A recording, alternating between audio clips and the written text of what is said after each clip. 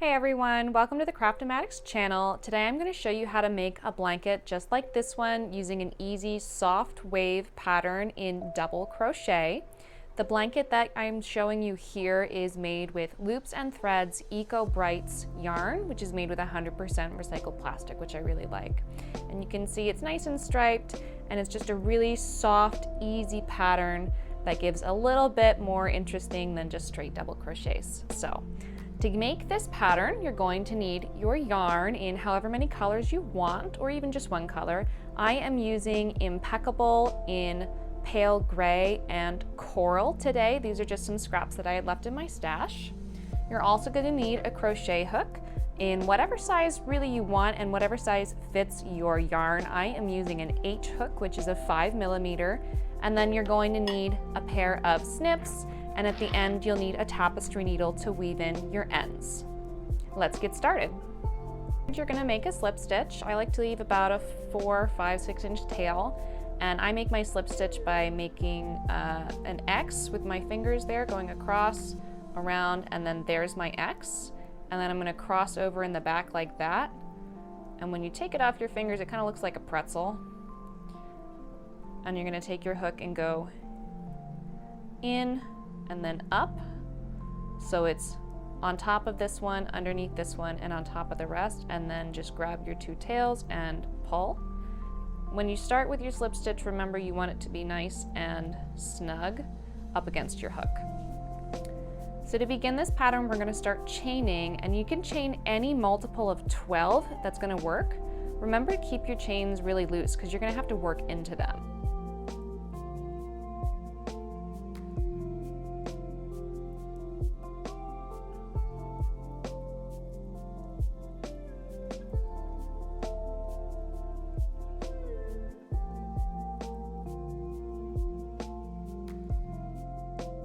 So I've gone ahead and chained 24, which is my multiple of 12. I'll show you at the end how to figure out how many chains you actually want based on your sample swatch. So 24 is a really good size for the sample. We do still need 2 extra chains to be our first turning chain. So I'm going to chain 2 extra. So it's a multiple of 12, and that'll tell me how many stitches there are, plus these last 2 just for the starting chain. So now I'm going to start my actual pattern, and the pattern is going to be the same for the first row as it is for every single row. So I want to start working into, because it's my chains, I'm going to skip the first 2, that's my turning chain, and I'm going to start working into that third bump. So 1, 2, 3. I'll go ahead and get into my chain there, and I'm going to do 2 double crochets. You can think of it as an increase if you like that better, into that same chain, into that same stitch. My next 3 stitches are going to be regular double crochets. So there's the one that I just worked. That's the next one. So 1,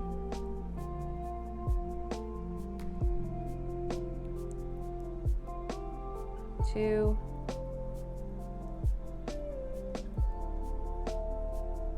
and 3. The next 2 stitches are going to be a decrease. It's going to be a double crochet 2 together. So the way that a regular stitch works, a double crochet, it's basically you pull through 2 loops to make the bottom half and you pull through 2 loops to make the top half. Double crochet 2 together, you start with this bottom half on 2 separate stitches and then you combine them at the top. So it kind of looks like a triangle. So I'll yarn over. Here's my next stitch, go into my stitch and pull up a loop, yarn over through 2. So it's just like starting a double crochet, but I'm not going to finish it. I'm going to move into my next stitch and start another double crochet. So yarn over, into my next stitch, yarn over, pull up a loop, yarn over through 2. So you see I've got the first part of a double crochet in 2 stitches, and I've got 3 loops on my hook right now. So I'm going to yarn over and pull through all 3 of them. And it does look like a triangle. So that's my double crochet 2 together. You can think of it as a decrease. Let's do it again. So I'm going to yarn over. There's my next stitch. Go into the stitch. Yarn over, pull up a loop, Oops, my yarn's splitting a little. That's okay. This happens a lot. When your yarn splits like this, beginners, don't even try to fix it. Just undo it. It's okay. We'll try again. Yarn over, into the stitch, yarn over, pull up a loop. There we go. We didn't split that time. Hooray. So we'll yarn over and through the first two. So just like starting a double crochet, but I'm not going to finish it. So then I'll yarn over. Here's my next stitch. Go into my next stitch, yarn over, pull up a loop, and again I'm going to yarn over and through the first two. So I've got the start of a double crochet on both of those stitches, yarn over through all three to make it one. So I had 4 stitches, it's now only 2 stitches. So I've decreased by double crocheting 2 together. And you can see it's already starting to make that really gentle wave. The next 3 stitches are going to be plain double crochets. So here we go, there's my next stitch. Whoops, there we go. 1,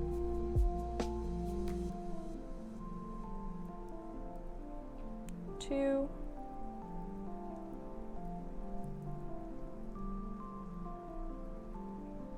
and 3.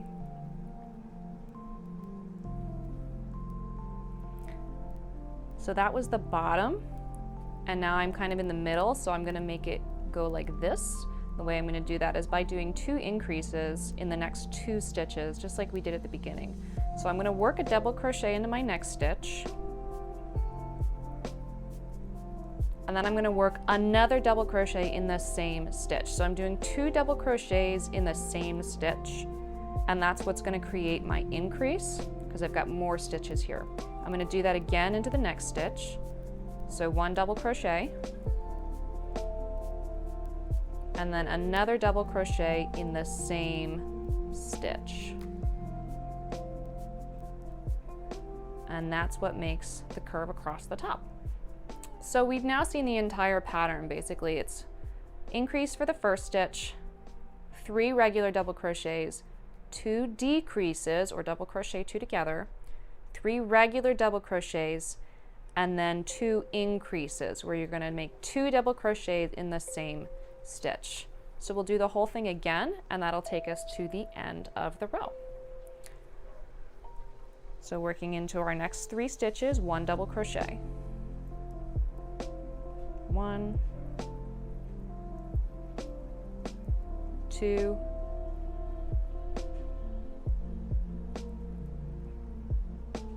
and 3.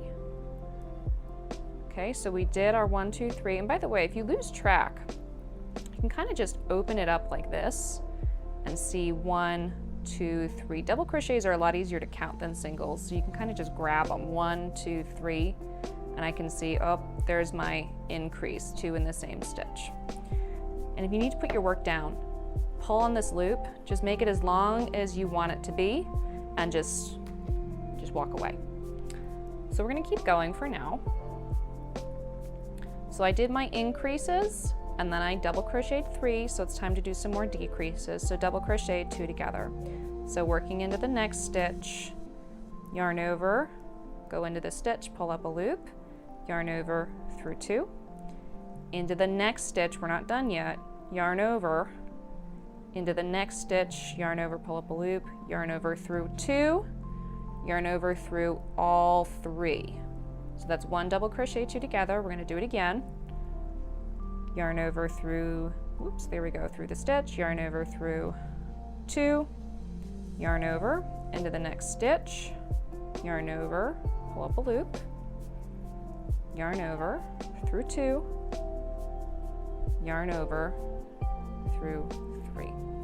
So there's my double crochet 2 together. So every time you do an increase or a decrease, you're going to do 2 of them. And in between each set of increases or decrease, you're going to have 3 stitches. So we're going to finish this row with 3 regular double crochets, 1, 2, 3, and into the last stitch we need to do another increase. So that's 2 double crochets into the same stitch. By the way, if you've just started crocheting, you might be looking at your slip stitch and be like, does that count? It does not. So this is the first chain that I made. This little teeny little bump here, that's the slip stitch. You really can't work into it if you've done it correctly, and that's what you want to see. So it looks nice and finished. It doesn't look like I have any stitches left. I do have to increase at the beginning and ends of the row, because if you didn't and you just did a regular, it would actually go like this. So we want it to go straight on the edges. So that is it. That's one row. So at the end of every row, I'm going to chain 2. That'll be my turning chain. It does not count as a double crochet. So I'm going to chain 2, and then I'm just going to turn my work over, and we're going to do the whole thing again.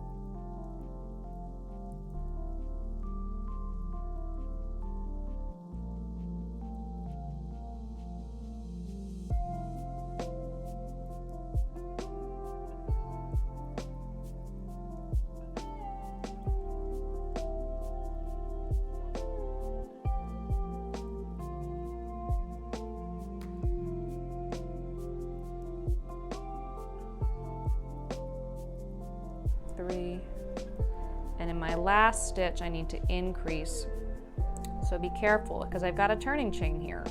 So it's very tempting sometimes to work into that turning chain, and some patterns will actually tell you to. This pattern you're not going to work into the turning chain ever. So here's my last stitch. This is the last stitch in the in the row. So through the stitch, 1 and 2, and that's it. That's the end of the row. So I'll chain 2 and then turn and do it all again. So I'm going to do, I think, 6 rows in the coral, and then I'm going to switch and I'll show you how to change the color.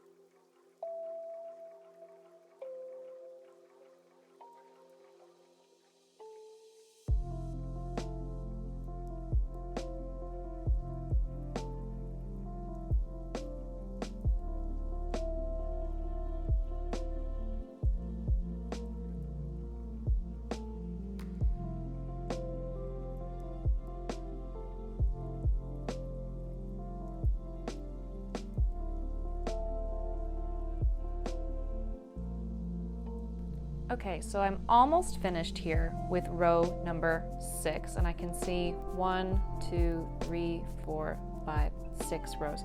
So I'm almost finished with row number 6, and I'm getting ready to switch my color from coral to pale gray. It's a little counterintuitive, but you actually need to switch at the very end of row 6 and not at the beginning of row 7. So I have one spot left here, so it's going to be an increase. So I'm going to go ahead and do my first double crochet, and then I'm going to start my second double crochet through 2, and I'm not going to finish it. I'm not going to finish that stitch. What I'm actually going to do is leave a nice little tail and go ahead and cut. And now I'm ready to switch to my gray. So I've got my gray, and I'm going to leave a little tail, and then I'm just going to kind of double it over to make myself a loop. And I'm going to put the loop onto my hook just as though I were doing that yarn over, and pull it through to finish the stitch. So what you see is the stitch itself is still going to appear as that coral color, but I've set myself up for the chains to be done in gray. And I'm going to be careful. I want to kind of keep this tight, because if I pull too much, it'll come undone. I'm going to leave my tail for my gray tight as well, and just kind of hang on to it there while I do my chain 2s, and then I'm going to turn. So that's it. That's all that comes down to changing the color. Then you go ahead and just do your next rows like you normally would, starting with your increase and then your plain 3.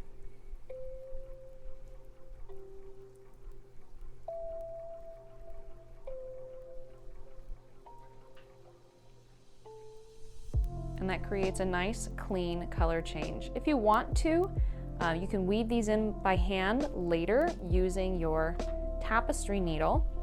You can also kind of weave them in as you go, or if you're feeling it, you can actually, I've already passed the point, but you can actually just kind of pull these up and hold them underneath your work as you go, and it'll weave them in while you do the work. So pretend that I've done this for a few stitches. I would have done it starting with the first increase, but the way that you do it is you just kind of hold it on top. So when you go into the stitch, you see it's caught underneath. So when I yarn over and pull through, it's actually going to be trapped, just as though I had woven it in. And you can do that with both tails. One last thing I want to show you on this pattern. It's really easy to zone out while you're doing it because you're really only counting to 3 and to 2. So if you zone out and you're like, wait, this looks like it's off, here's the way that you check. I just did an increase and then 3, which means I should be ready to do my decrease. If I look at the previous row, do you see here's my triangle? There's my double crochet 2 together, my decrease from the last row, and here's a plain.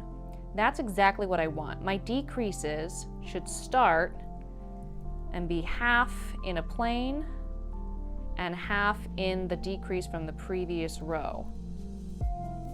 My second decrease then would start in the decrease from the previous row and then be half in a plain also. And that's correct.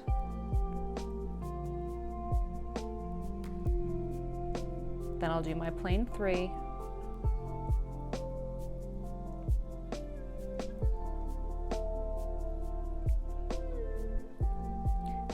And now I'm ready to do my increase. You can see I just worked a plain double crochet into the first part of an increase from the last round. That's exactly what I want. Here are my 4 stitches from my increases, my double crochet 2 in the same stitch. My increases for the row that I'm working right now are going to be in this stitch and this stitch. So it's those center 2 stitches of the increases from the last round. So you're kind of stacking them nice and centered right on top of one another. So we'll do 1 and 2, 1 and 2. There's my increases, and you can see all my increases are nice and neatly stacked. When you finish your blanket or your scarf or whatever it is that you're working on, you'll be able to see this too. So here is my 1, 2, 3. There's my decrease. Do you see the little triangle? And on the next row, here's the next decrease. So it actually makes this nice line of decreases up and down. And the same is true for the increase. 1, 2, 3, 2 double crochet in 1. The next row, 2 double crochet in 1. The next row, 2 double crochet in 1. So it also makes this nice stack of increases up and down. So the last thing I'd like to show you now that I've got a nice swatch going is to figure out how big you actually want to make your project and how many to cast on. So I've got here just a nice quilter's rule. Any ruler is going to be just fine for this. And what I want to count is a multiple of 12, which is going to be a peak to a peak. And it's okay if I'm a little bit off, that's all right. So I can see there I've got pretty much 1, 2, 3, 4 inches is going to be one of those repeats. So this pattern is a multiple of 12 stitches. And what we've done here, you always start with an increase, but then it's going to be plain 3, 2 decreases, plain 3, 2 increases, plain 3, 2 decreases, plain 3, 2 increases, over and over and over and over again until you get to the last stitch, and then you'll only have space left for 1 increase. So the question is, how many times do we want to do that to get the size that we want? So let's do a little math. We just measured our 12 stitches, which was one of these, peak to peak, was 4 inches. How big do I want my blanket to be? So let's say that I'm going to make a baby blanket. Baby blankets on average are about 36 inches by 36 inches. But since I'm not going to add a border to this, because really I love the waves and I don't think it really needs a border on this edge, I think it looks okay. It's also a little more accessible for beginners to not add a border. So I'm actually going to make it 40 inches. So I want it to be 40 inches. So to get from 4 inches to 40 inches, I need to multiply by 10. So I'll take my 12 stitches and multiply by 10 as well, which gives me 120 stitches. Conveniently, that is a multiple of 12. Didn't that work out nice? So what if the math doesn't work out as a multiple of 12? Let's say that I ended up with something where I actually wanted 140 stitches. Well, 140 is not a multiple of 12. So I could either go up to 144 stitches, which is a multiple of 12, or I could go down to 132 stitches, which is also a multiple of 12. This one's a little closer, so I would probably pick 144, but it's really up to you. When you start your pattern, you're going to take the number of stitches and you're going to add 2. That is going to be your very first turning chain, just like we did at the beginning to make our swatch. I hope that you've enjoyed this video and you go on to make your own beautiful soft wave blanket or scarf or pillow cover or whatever you want it to be, in whatever size you want it to be, in whatever colors you want it to be. And remember, you can set how big these stripes are by changing the yarn at whatever interval you want, and they don't even have to be the same interval if you like a nice uneven stripe. Remember to like the video, subscribe to the channel, and you can also follow me at Craftomatics on Instagram and Pinterest.